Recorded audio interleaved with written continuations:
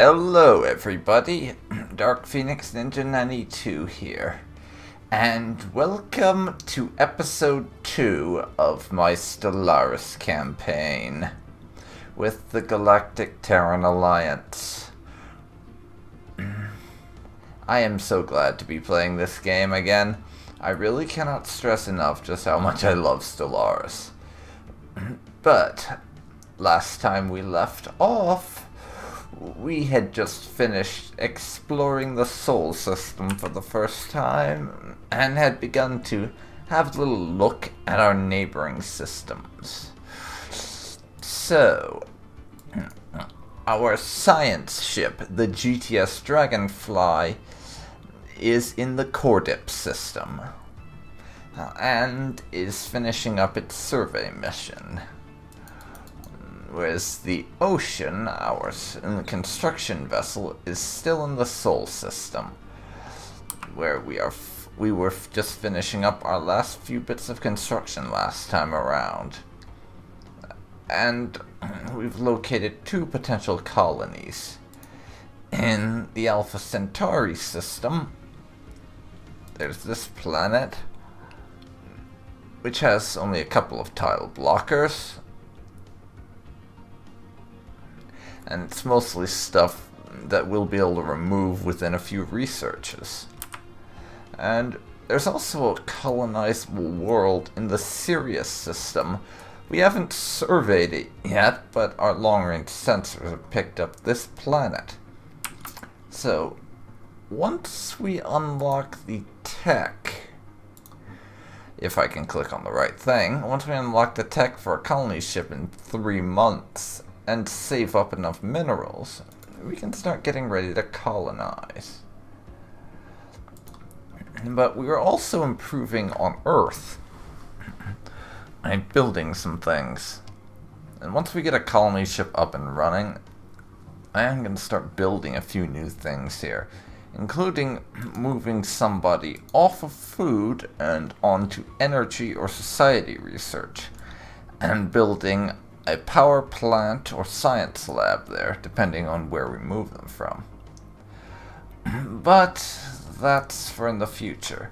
For now, it's time to unpause and get started. But I'm also going to move us up to fast for the time being.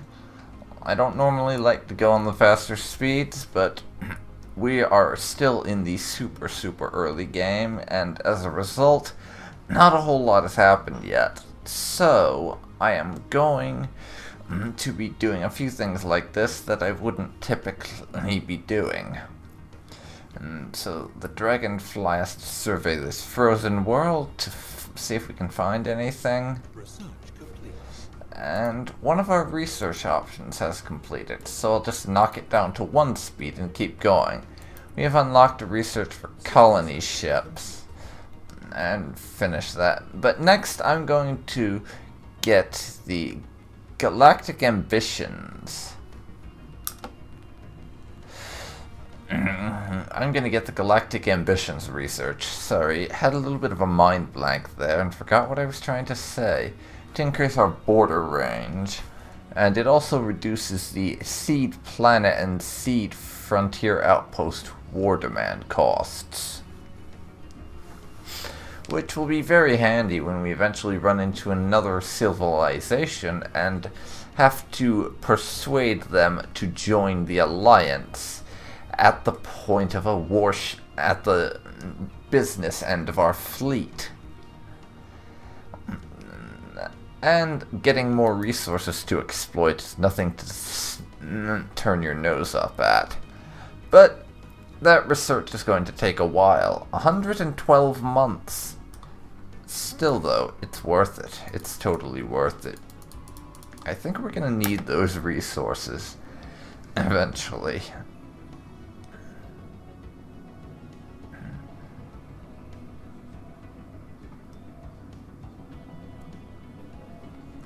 Three days, 2 days, 1 day, and we are jumping. Okay, and our science ship will continue to survey the nearby systems so we can kind of get an idea of what resources there are out there for the Alliance to take advantage of.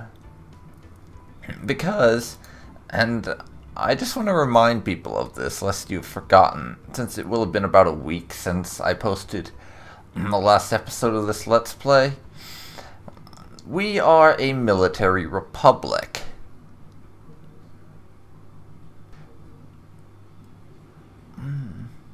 And as a result, we might be a democracy, but we're a lot more militarized form of democracy than you might be used to.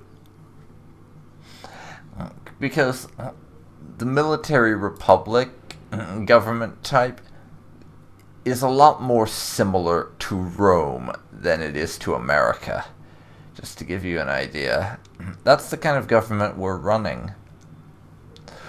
Well, Rome, or the whatever the name of the government is in Starship Troopers. I don't actually know what those guys are called in terms of the actual name of the nation that's governing in that universe. I don't actually know what they're called, but we're a lot more similar to that, or maybe a spacefaring Roman Republic, than we would be to America or France. But yeah, because of that, we are going to probably be fairly aggressive towards aliens when we meet them. Because, well, they are not us. And therefore, as they're not us, we don't know that they're trustworthy. And if they're untrustworthy, they need to be made trustworthy at the business end of our warships. Because if they're untrustworthy, they will try to kill us. And we can't have that. Also, and I put this in the comments section of episode 1, but if you have any feedback at all, be it positive or negative, about this series in general or the format I am using to produce it, then let me know. Leave a comment or send me a personal message on YouTube or whatever. Just let me know if you have any feedback about it, because this series is quite experimental. I typically don't do videos as long as I am doing in this series. Just give me a second here. Our first finds on... I can't pronounce the name of this world. I'm changing the name of this system very fast, I think. Ibloranda. 3 point toward more interesting discoveries to be made on the surface, and we will research that and knock it down to regular speed while we look into the research, which we gained some research speed from that. And the next thing I'm going to be going for is fusion reactors, because if we want to advance our fleet, then we are going to need to be able to put more stuff on our ships, and the more guns and shields and what have you that we mount on our ship designs, the more power they need. So best to get that now. But anyways, what was I saying? I completely lost my train of thought there. Lovely. Let's see here. Yeah, if you have any feedback for me, let me know. Leave me a comment. Send me a personal message on YouTube, because, like I said, the format is something of an experiment. I have never done videos as long as these, because this one's about an hour long, and I've done maybe one video that's close to this length before, because I did one video in my Star Wars The Old Republic Let's Play that is currently on hold a while back that was about an hour long, just to see what the reaction was, and the general consensus I got from the couple of people that I asked, will you watch this and let me know what you think? The general consensus from them was, this is too long, don't do it. But with Stellaris, I just kind of feel like Having the videos be an hour long just kind of fits, because I can get a good amount of exploration and just experience in. Because this Let's Play and the way I'm doing it, I generally feel it's more of an experience than anything. And I want to be able to share that experience. But if you don't agree and think the videos should just be my usual length, rather than being 1 hour per video, let me know. Also, if you have any feedback about my that little intro video that I did, I'm talking about the newsreel thing, by the way. That newsreel thing I did for part 1, do let me know. As I said, I'm not going to be doing those for every single episode. What I will do is I'll make those and put them on the pivotal and important videos where something vital that I feel like informing people through that news type of thing has happened recently. For those kinds of videos, I will make one of those, but it's not going to be an every single video type thing. Anyways, we have this from our anomaly. Old Explorer. Located in a remote part of Ibloronda 3, the science team of the GTS Torch, it does not want to change the name properly, so the GTS Ocean, sorry, has found an out-of-place metallic tablet and contains basic information about a distant system, using illustrations and what appears to be a periodic table. Science Officer Andrew Perez has been able to use the information to deduce the location and potential resources of the system. We gained the full survey data on some system or other.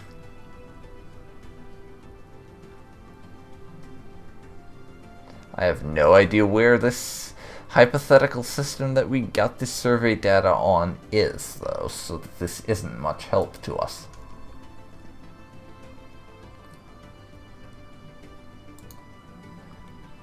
Oh, it's the next system that we would have jumped to after this one.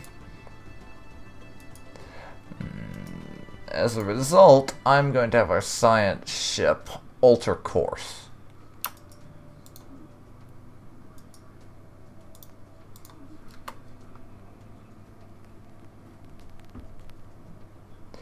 And we are going to do this.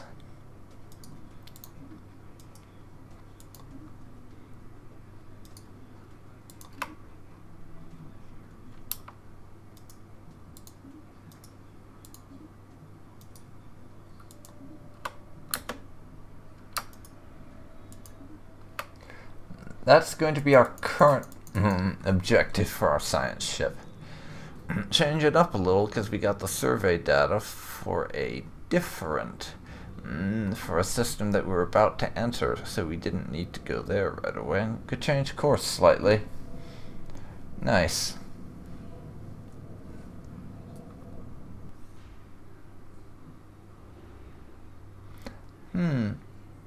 Decent number of stuff in here. And a potentially habitable world. An ocean world, though. We will not be able to colonize this right off the bat.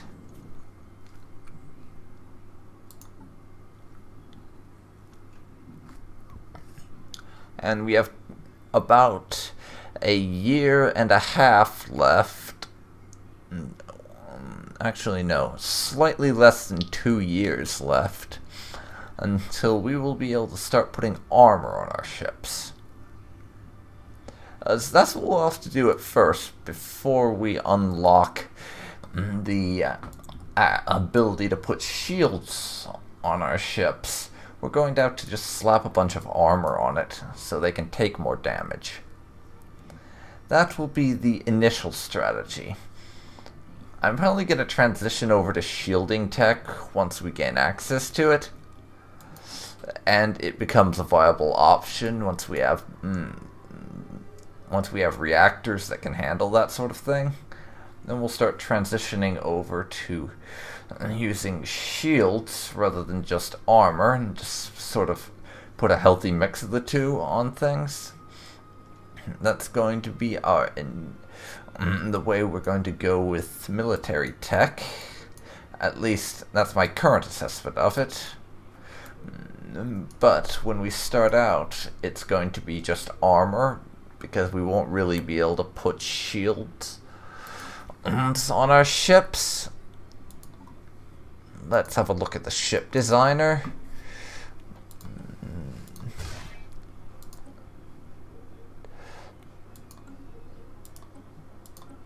Yeah, we don't even have access to actually build shields onto our corvettes at the moment. So that's not even an option for us right now. We'll have armor soon, and we will be able to put that onto our ships. But I'm afraid that is going to be it for probably quite a while, because shields didn't turn up in our card selection recently, and as you can see, we've cut quite a bit off the Galactic Ambitions tech with the unlocking administrative AI. That cut quite a bit off that research, down from 100 and something, like 118 months, to 88. Very handy indeed.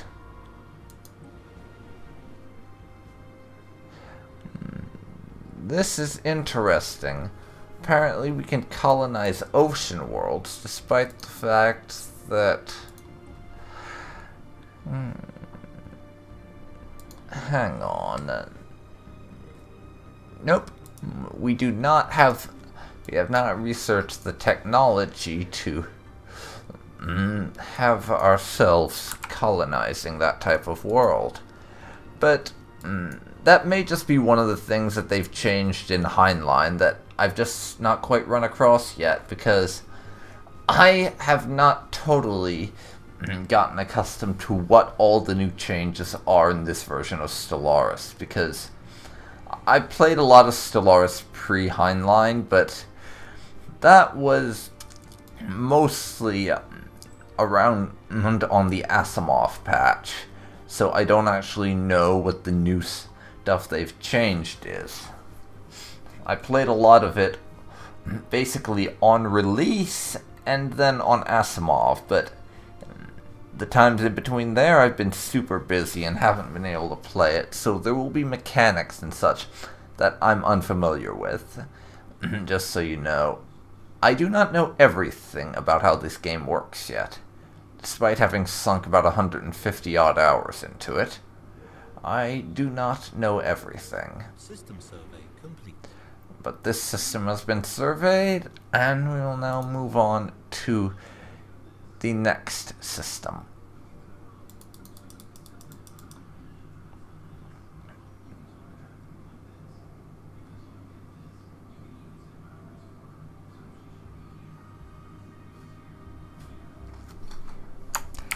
And we are going to do some of this. Basically, I am turning off the heads-up display so I can get some shots in there to use for when I eventually decide to do my newsreel thing again. Unless I just decide to exclude it. And it looks like we have found hostiles. Evading hostile fleet. Yes. That's a fleet of 400 military strength. That is 14 mining drones and an outpost. Oh no. But this means our fleet is going to run, which they don't need to do because, as it happens, we weren't going to stick around in that system anyhow. We'll have them take that route, and then I'll decide it from there. Because since we're not going to be sticking around in this system, the fact that there are hostiles here doesn't really affect us at the present. It'll be annoying if we want to exploit these resources in the future, but that's about all we're gonna get. And now I'm going to turn my science ship back onto evasive, so they run away when they encounter hostiles. As tedious as that feature can be sometimes, I would rather have that happen than our science ship ignoring there are hostiles until a bunch of mining drones decide they want to mine our science ship. I would rather avoid things like that. And keeping our science ships on evasive helps us to do that.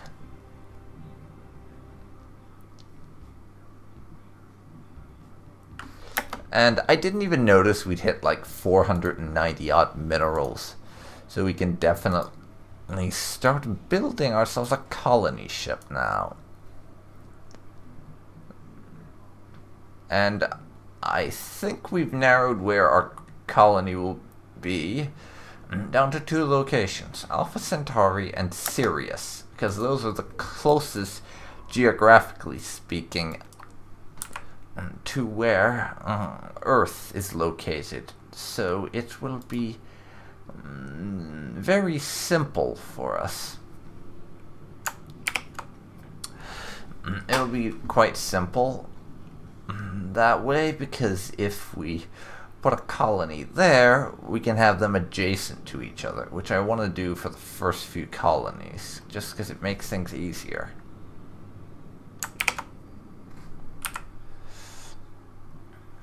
Alrighty.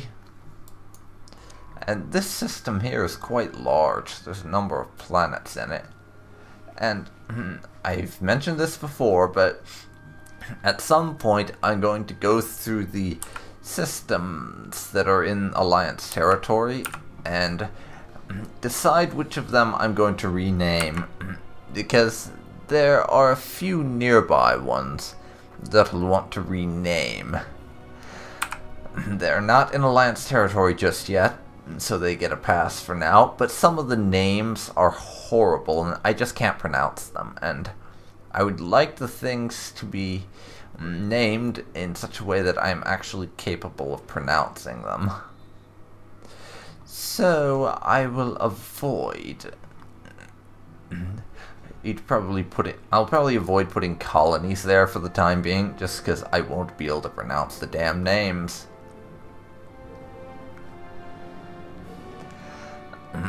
And some people may have guessed this, seeing as I've not exactly been quiet in the past about how unimaginative my naming skills are. I actually have a very special way I'm using for naming things, both people and systems and planets. Yes, all 3 of those things. Yes, all 3 of those things. Basically, I have a website that I go to, which will just randomly generate names, and I'll click the randomize button repeatedly until I get a name I like and use that. That is my method currently for naming things. And it's working out pretty darned well, I have to say. But while our spaceport is busy building that colony ship, I think I'm going to put a farm on one of these tiles. Basically double the food there so we can move one person away from that food without worrying about it. And I will put a second power plant there. Well, it's technically a 4th power plant, but I'll put another power plant there. And now we are going to, first of all, research this anomaly. Impressive structures litter that place's surface, practically begging for some archaeological work. Only a failure risk of 2%. More than worth it, I think. But anyways, back to Earth. First of all, you move there. Second of all, that industrial wasteland we're going to clear away. As if at all possible, I want to be able to take full advantage of all the resources that are available on Earth.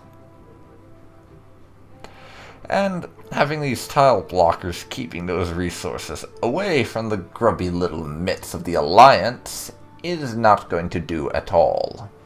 No, certainly not.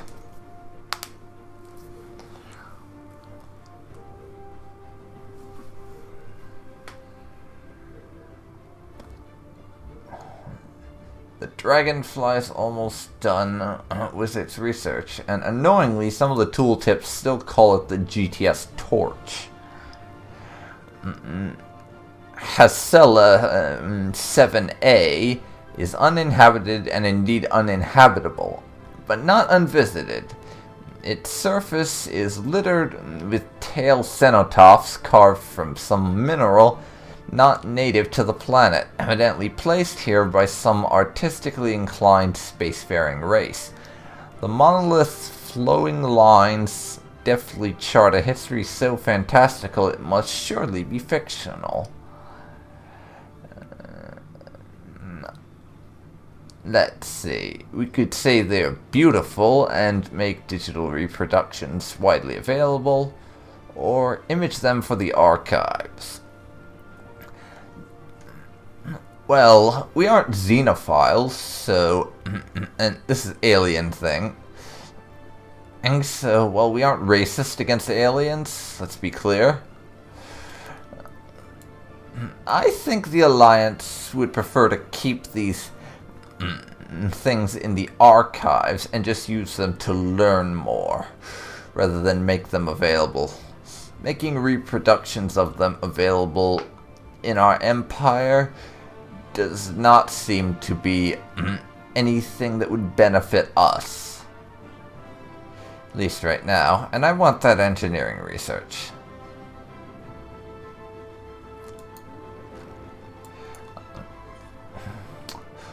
What? We're doing poorly on research right now. At least in comparison to how you do sometimes. Our armor is complete. Yeah, we don't have a lot of research, so I'm going to take advantage of getting it where I can. Let's see. Speaking of research, I'm going to take nanomechanics and unlock the engineering facility, as being able to get even more research points stored up is going to be incredibly handy for us. Especially because of a certain game feature where basically research gets more expensive as your empire gets bigger. Be that in the number of population units that you have in your empire and the number of planets you have. The larger your empire gets, the more expensive it is to research things. That's something we're going to have to deal with.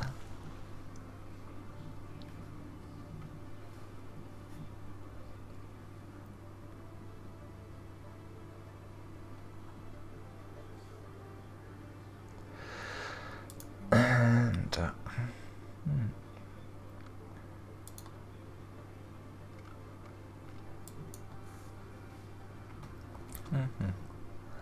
let me see here. Yeah, I am going to leave it on normal speed though, because while things seem slow right now, the surveying is interesting enough to pass the time, in my opinion, so there's not really a whole lot of need at this present time for me to up the speed. Construction complete. We have finished our colony ship, and I think we need a second science ship for some more surveying.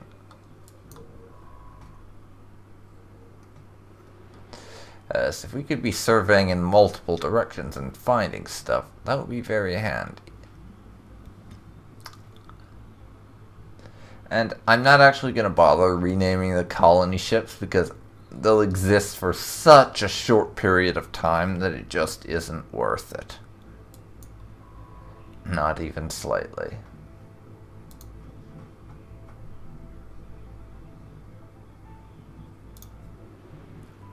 And there are now 2 places left to survey in this system. This planet and its moon.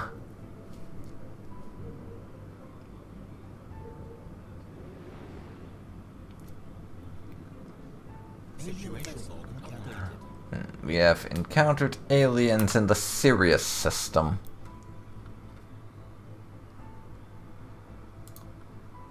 That are within our sensor range. They've been flagged as Delta aliens until we learn more about them. Intriguing. I'm sure we'll look into this eventually, but I'm afraid it's not that high on our priority list.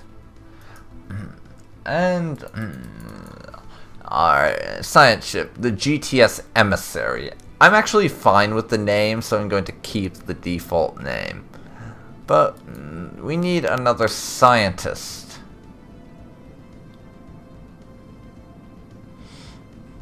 I'll go with this person, who will have more anomaly research speed.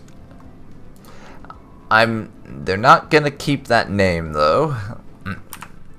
We are going to be changing their name some point. So you head off and survey the Procyon system for me.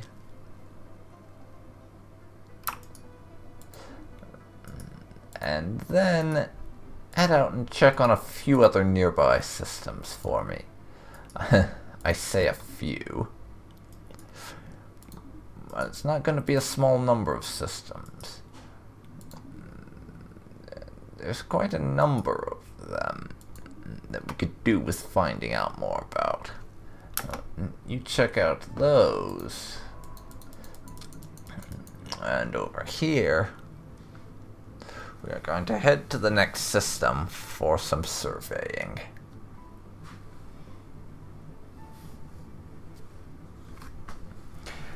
About another 10 days left.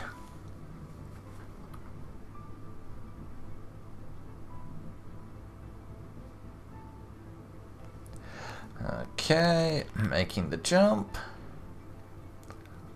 Again, not exactly a small system. Everything's so spread out, but this is one thing I've mentioned before that I do not like about the way surveying currently works. The fact that which planet you survey first does not seem to be based on how far they are from each other. Because you'll see we survey all of these fairly close, but then and Andrew Perez here is going to have to go all the way across the system to reach the last planet, rather than surveying that first and then hitting all of these, which would really shorten things. And that one is closest to where you jump in, rather than this one.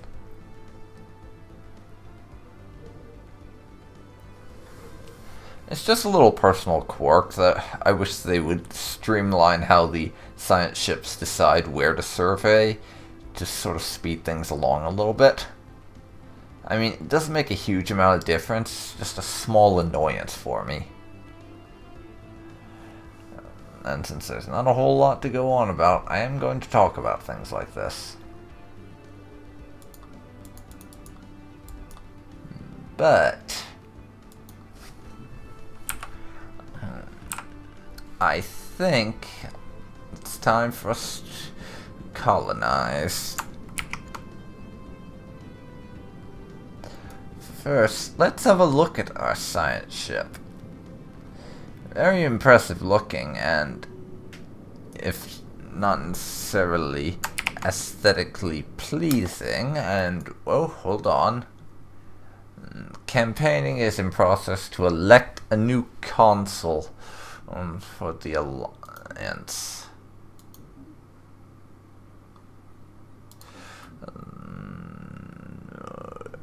And that's another thing that irks me.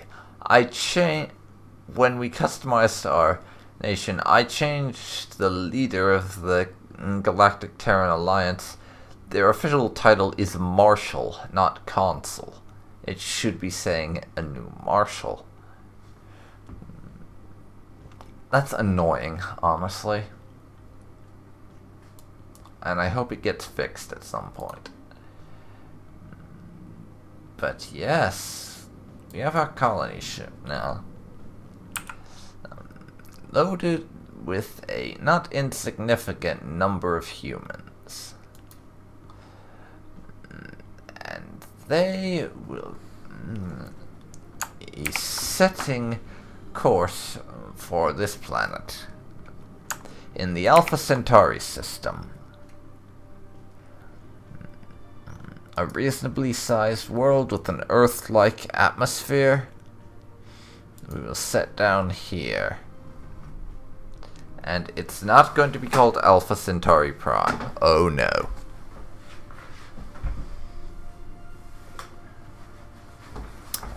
In fact, I already have a name for this planet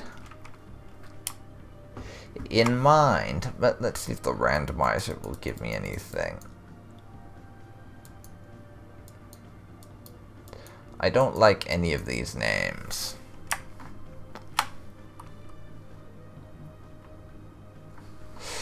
No, we are going to call our new colony that will be starting in the Alpha Centauri system.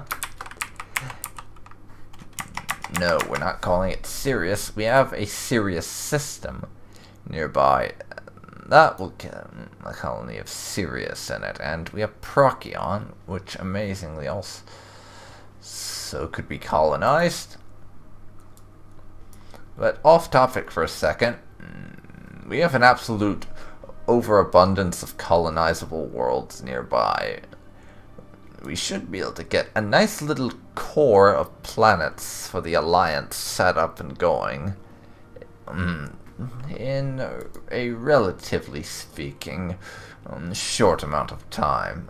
But as for the name of the planet,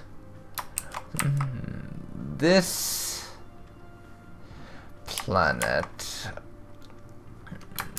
is going to be Vega.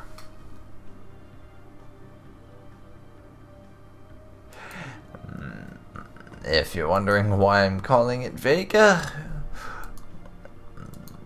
well, I am kind of lately obsessed with Star Citizen, and the Vega system is one of the ones that is the one that shows up in the Squadron 42 trailer.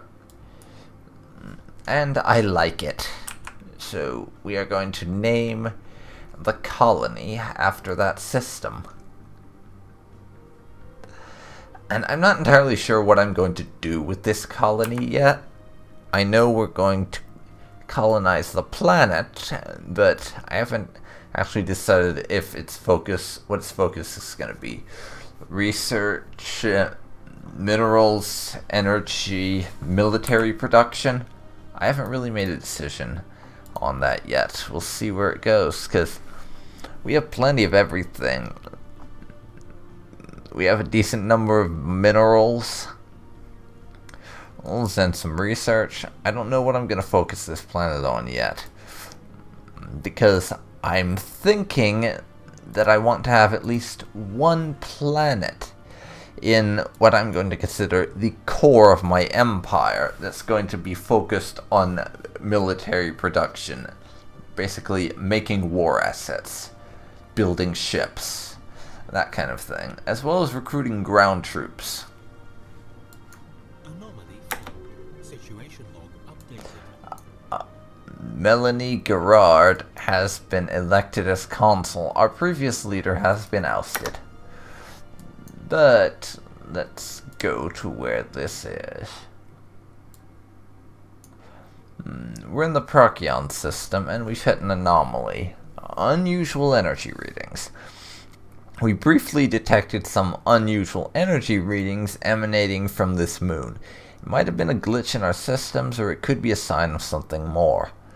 It's a 30% failure risk, but we are going to research it. If it fails, oh well. But now it's time to start colonizing.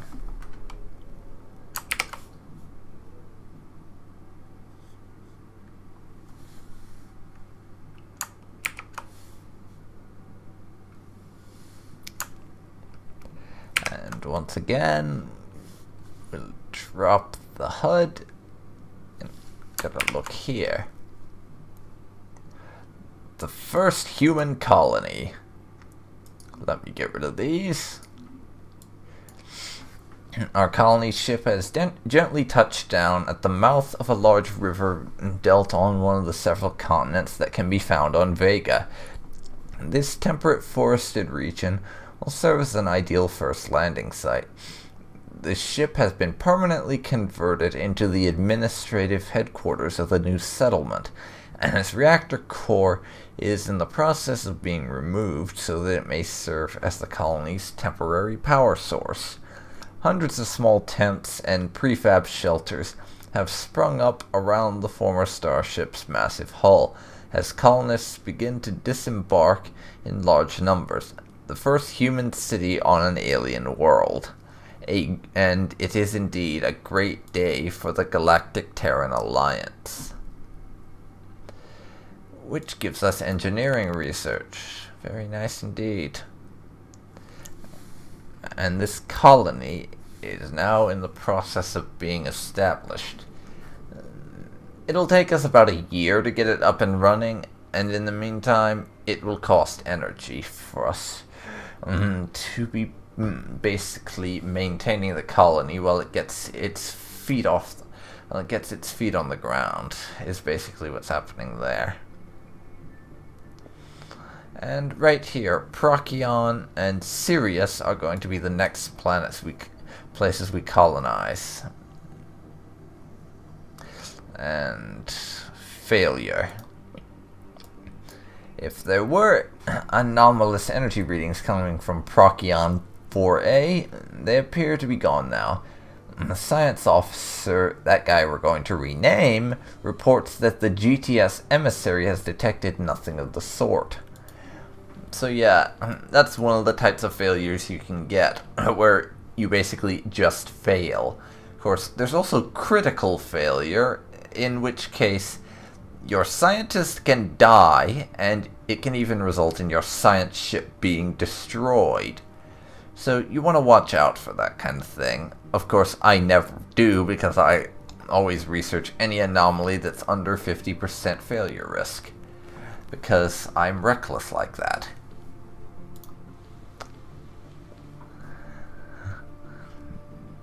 How are we doing?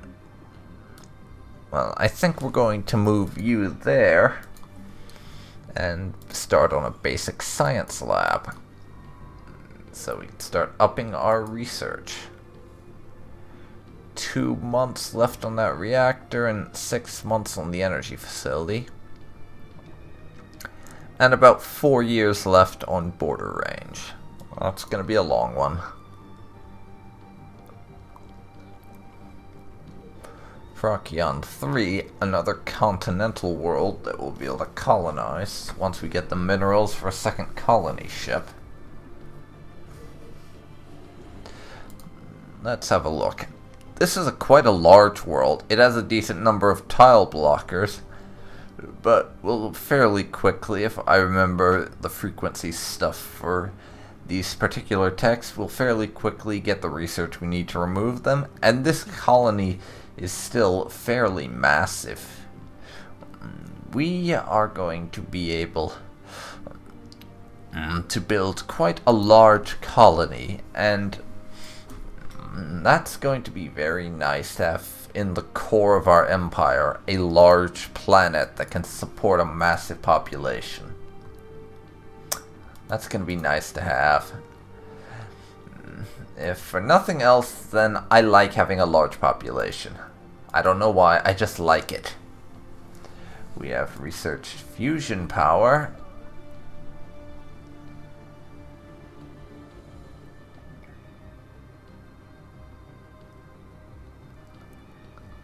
And we have some new options for research. I'm going to go with field modulation and unlock level 2 power plants. Because being able to start getting more energy and higher level power plants built on our colonies will be very handy for us. Very handy indeed.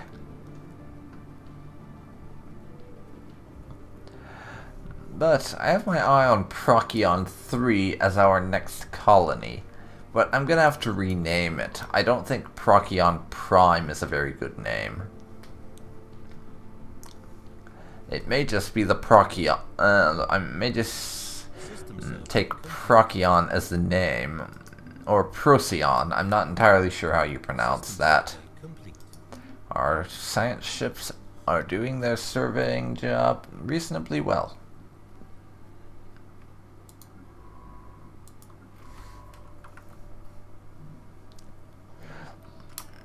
And we need to queue up a few more places to survey.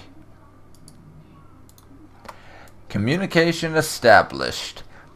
We've just met our first aliens. And we're slightly ahead of them in terms of the number of worlds. But that'll be it. We are receiving a transmission from the Alari star hegemony. They appear to have successfully translated our language. Diplomatic channels are now open, and all hostilities between us have ceased for the moment. They are a despotic empire. They are Federation builders. I speak on behalf of the Alari Star Hegemony, and I bring you greetings. Our great leader, Emperor Monak I, is very pleased to have made contact with your unique species, and we look forward to an exchange of culture and ideas. Who is Melanie Gerard? This is Melanie Gerard speaking. I think we will try to be reasonably polite towards them. They're not assholes or anything. They want to expand, obviously, since they're an empire, but they don't want to exterminate all life in the galaxy or anything. So we should be able to at least be civil with them. And they're fanatic xenophiles, so they like aliens. And they, like us, are materialists, and they value things more than religion. So we're going to get along just fine with these fellows, I think. The news that we have encountered intelligent alien life for the first time has been received with mixed feelings by our populace. This confirms what we had long suspected. We are not alone in this galaxy. Each new alien species we encounter represents both an opportunity and a threat. We must be wary. These particular Xenos have a level of technology similar to our own, indicating that we achieved spaceflight at roughly the same time. This changes everything. Yes, it means we can't basically grab all the stuff without someone else caring, which may be annoying. Who knows?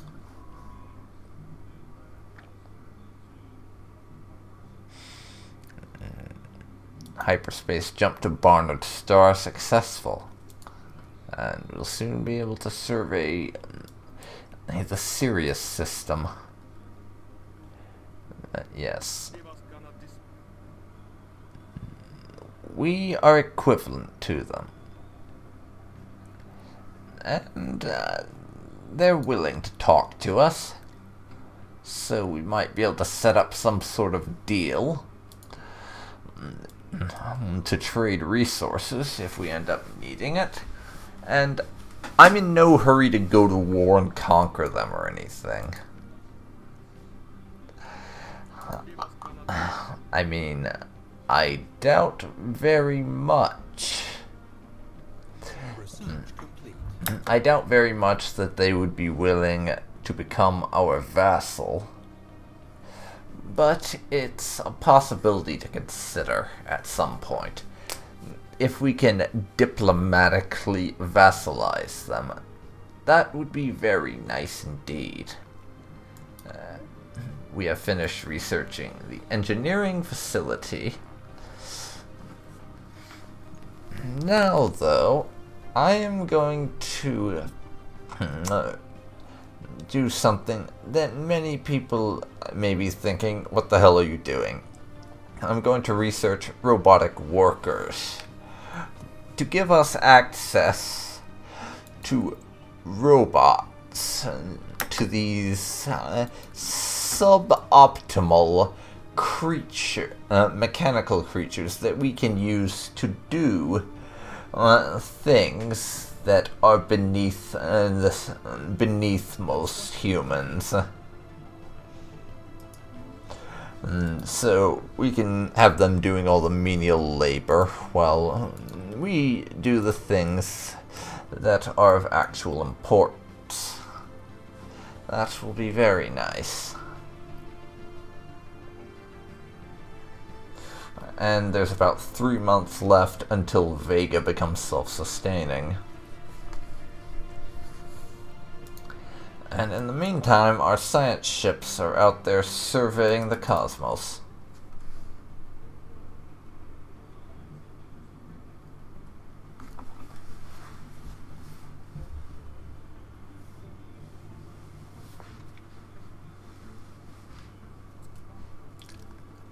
So we can learn what's out there. Besides the hegemony, I mean.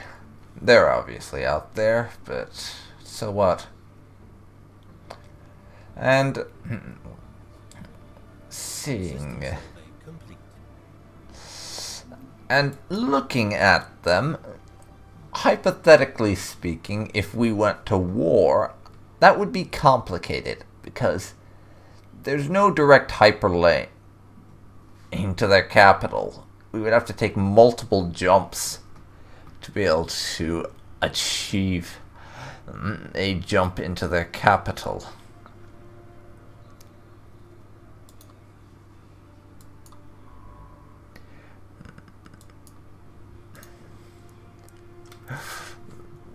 But also, the Vega colony has been fully established. We're not paying maintenance for it anymore. And I'm actually going to follow some advice that I got from a friend of mine regarding growing colonies quickly, and for at least until I get to 5 population units, I'm going to focus on food. And we'll see if that gives us any sort of benefit. Let's see. As this moon was surveyed, a small nearby space station used its orbital thrusters in a vain attempt to hide from our science ship. What are they hiding? We will research that. It's only a 22% fail risk after all. It's worth it. As I was saying, there are no direct routes to their capital. And we'd have to take multiple hyperlane jumps from one direction or another to be able to reach them. But, and this would be a huge boon to us if we could achieve it. Tuayama here, the Tuayama system. If we could colonize that, then it would mean we would have access to basically 2 hyperlane routes that could get into their territory. And I may not be planning to go to war with the hegemony right at the moment, but I still would like to have the capacity to fight and win against them if I had to. So I'm going to be working on that in the future, improving our capacity to wage war against them. So we're going to want to colonize this ocean world here. We may have less habitability. And oh, this planet has drugs in the atmosphere. So it means they'll be happier there. Of course, I'm gonna have to keep an eye on that because drugs in the atmosphere could easily screw with some other things. And it could do something, for all I know.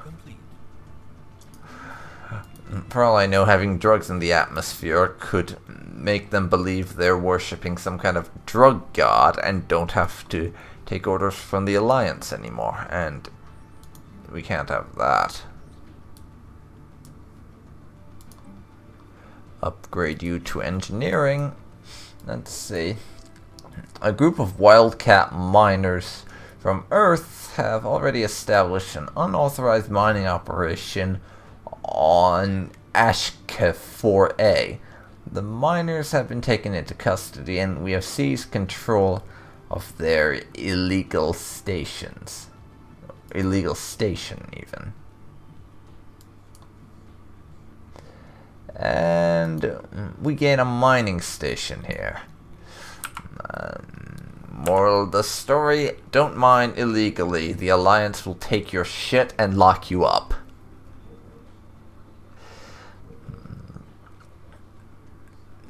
Alien proto-civilization encountered.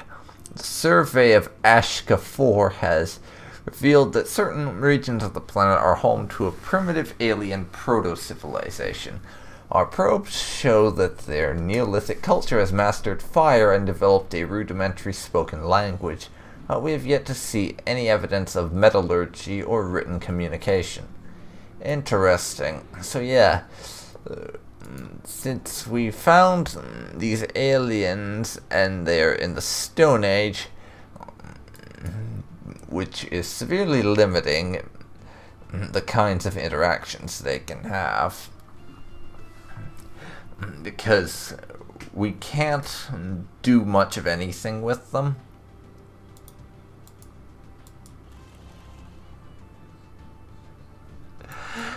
And that we'll be able to basically put them in reservations and a bunch of other options if we were to take over that planet.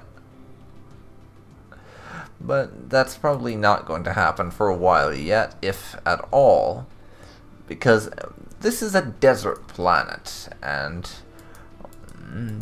we are not very good as humans at inhabiting desert planets. Only 25% maximum happiness, which would basically make them get all uppity and want to rebel against us.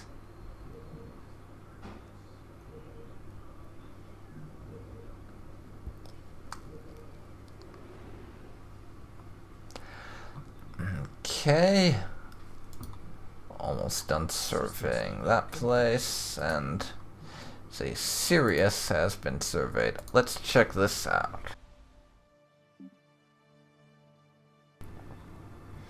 And I'm back.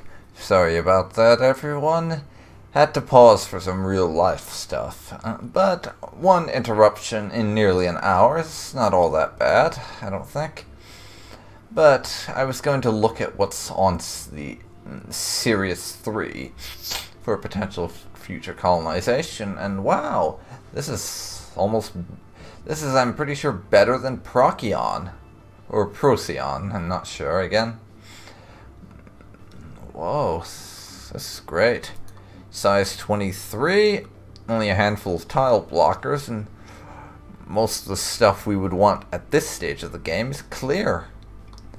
Wow, I'm thinking we may colonize this next, but let's have a look at Procyon again. Yeah, it's about even, I think. Either of these would make a great choice. Wow. Two planets this large. And within 1 or 2 jumps of our home system. That is some great luck, I have to say. It really is. And we are going to be colonizing those as soon as I have the resources to build another colony ship, I think. We want to get a second and third colony up and running. System survey complete. System survey is completed, and we are surveying this place.